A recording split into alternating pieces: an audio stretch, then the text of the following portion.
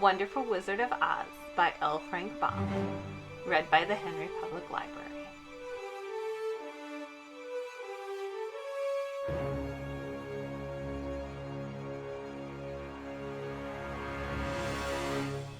Chapter 14.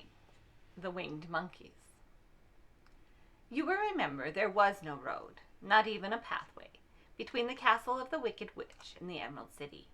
When the four travelers went in search of the witch, she had seen them coming, and so sent the winged monkeys to bring them to her. It was much harder to find their way back through the big fields of buttercups and yellow daisies than it was being carried. They knew, of course, they must go straight east, toward the rising sun, and they started off in the right way. But at noon, when the sun was over their heads, they did not know which was east and which was west. And that was the reason they were lost in the great fields. They kept on walking, however, and at night the moon came out and shone brightly. So they lay down among the sweet-smelling yellow flowers and slept soundly until morning, all but the Scarecrow and the Tin Woodman. The next morning the sun was behind a cloud, but they started on as if they were quite sure which way they were going. "If we walk far enough," said Dorothy, "I am sure we shall find some time come to some place." But day by day passed, and they still saw nothing before them but the scarlet fields. The Scarecrow began to grumble a bit. "We have surely lost our way," he said, "and unless we find it again in time to reach the Emerald City, I shall never get my brains." "Nor I my heart," declared the Tin Woodman. "It seems to me I can scarcely wait till I get to Oz. And you must admit this is a very long journey." "You see," said the Cowardly Lion with a whimper, "I haven't the courage to keep tramping forever without getting anywhere at all." Then Dorothy lost heart. She sat down on the grass and looked at her companions, and they sat down and looked at her. And Toto found that for the first time in his life, he was too tired to chase the butterfly that flew past his head. So he put out his tongue and panted, and looked at Dorothy as if to ask what they should do next. "Suppose we call the field mice," she suggested. "They could probably tell us which way to the Emerald City." "To be sure they could," said the Scarecrow. "Why didn't we think of that before?" Dorothy blew the little whistle she had always carried about her neck since the Queen of the Mice had given it to her. In a few minutes they heard the pattering of tiny feet, and many of the small gray mice came running up to her. Among them was the Queen herself, who asked in her squeaky voice, "What can I do for you, my friends?" "We have lost our way," said Dorothy. "Can you tell us where the Emerald City is?" "Certainly," answered the Queen, "but it is a great way off, for you have had your backs all this time." Then she noticed Dorothy's golden cap and said, "Why don't you use the charm of the cap and call the winged monkeys to you? They will carry you to Oz in less than an hour." "I didn't know there was a charm," answered Dorothy in surprise. "What is it?" "It is written inside the golden cap," replied the Queen of the Mice. "But if you are going to call the winged monkeys, we must run away, for they are full of mischief and think it is great fun to plague us." "Won't they hurt me?" asked the girl anxiously. "Oh, no. They must obey the wearer of the cap. Goodbye." And she scampered out of sight, with all the mice hurrying after her. Dorothy looked inside the golden cap and saw some words written upon the lining. These, she thought, must be the charm. So she read the directions carefully and put the cap upon her head. "Epe, pepe, kake," she said, standing on her left foot. "What did you say?" asked the Scarecrow, who did not know what she was doing. "Hilo, hollow, hello," Dorothy went on, standing this time on her right foot. "Hello," answered the Tin Woodman calmly. "Zizzy, zuzzy, zick," said Dorothy, who was now standing on both feet. This ended the saying of the charm, and they heard a great chattering and flapping of wings as the band of winged monkeys flew up to them. The king bowed low before Dorothy and asked, "What is your command?" We wish to go to the Emerald City, said the child, and we have lost our way. We will carry you, replied the king. And no sooner had he spoken than two of the monkeys caught Dorothy in her arms and flew away with her. Others took the Scarecrow and the Woodman and the Lion, and one little monkey seized Toto and flew after them, although the dog tried very hard to bite him. The Scarecrow and the Tin Woodman were rather frightened at first, for they remembered how badly the winged monkeys had treated them before. But they saw that no harm was intended, so they rode through the air quite cheerfully, and had a fine time looking over the pretty gardens and woods far below. Dorothy found herself riding easily between two of the biggest monkeys, one of them the king himself. They had made a chair of their hands and were careful not to hurt her. Why do you have to obey the charm of the golden cap? She asked. It is a long story, answered the king, with a winged laugh.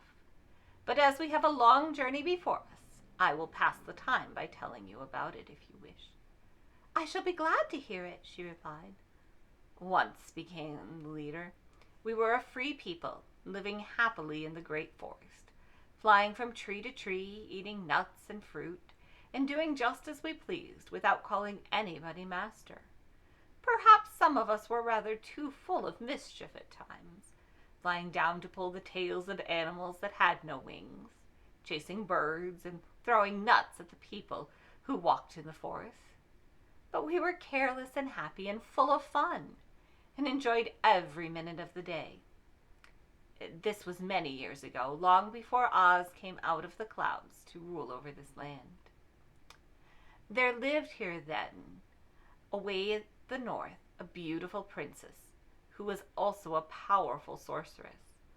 All her magic was used to help the people, and she was never known to hurt anyone who was good. Her name was Gaylette, and she lived in a handsome palace built from great blocks of ruby. Everyone loved her, but her greatest sorrow was that she could find no one to love in return, since all the men were much too stupid and ugly to mate with one so beautiful and wise.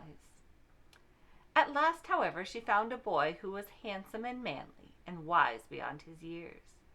Gaylette made up her mind that when he grew to be a man, she would make him her husband. So she took him to her ruby palace and used all her magic powers to make him as strong and good and lovely as any woman could wish. When he grew to manhood, Quatala, as he was called, was said to be the best and wisest man in all the land, while his manly beauty was so great that Gaylette loved him dearly and hastened to make everything ready for the wedding. My grandfather was at the time the king of the winged monkeys, which lived in the forest near Gaylette's palace, and the old fellow loved a joke better than a good dinner. One day, just before the wedding, my grandfather was flying out with his band when he saw Qualala walking beside the river. He was dressed in a rich costume of pink silk and purple velvet, and my grandfather thought he would see what he could do. At his word, the band flew down and squeezed Qualala, carried him in their arms until they were over the middle of the river, and then dropped him into the water. "Swim out, my fine fellow," cried my grandfather, "and see if the water has spotted your clothes." Qualala was much too wise not to swim, and he was not in the least bit spoiled by all his good fortune. He laughed when he came to the top of the water and swam to the shore. But when Gaylette came running out to him, she found his silks and velvets all ruined by the river. The princess was angry, and she knew, of course, who did it. She had all the winged monkeys brought before her, and she said at first that their wings should be tied, and they should be treated as they had treated Qualala, and dropped in the river.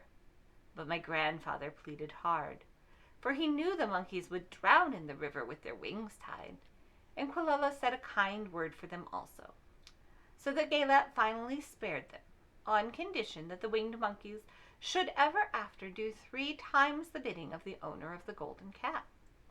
This cap has been made for a wedding present for Qualala, and it is said to have cost the princess half her kingdom. So of course my grandfather and all the other monkeys at once agreed to the condition. And that is how it happens that we are 3 times the slave of the owner of the golden cap, whosoever he may be." "And what became of them?" asked Dorothy, who was greatly interested in the story. "Cruella being the first owner of the golden cap," replied the monkey. "He was the first to lay his wishes upon us.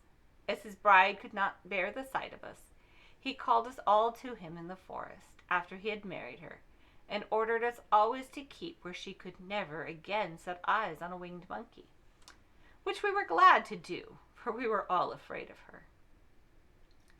This was all we ever had to do until the golden cap fell into the hands of the Wicked Witch of the West, who made us enslave the Winkies, and afterward drive Oz himself out of the land of the West. Now the golden cap is yours, and 3 times you have the right to lay your wishes upon us." As the Monkey King finished the story, Dorothy looked down and saw the green shining walls of the Emerald City before them. She wondered at the rapid flight of the monkeys, but was glad the journey was over. The strange creatures set the travelers down carefully before the gate to the city. The king bowed low to Dorothy, and then flew swiftly away, followed by his band. "Oh, that was a good ride," said the little girl. "Yes, and a quick way out of our troubles," replied the lion. "How lucky it was that you brought away that wonderful cap."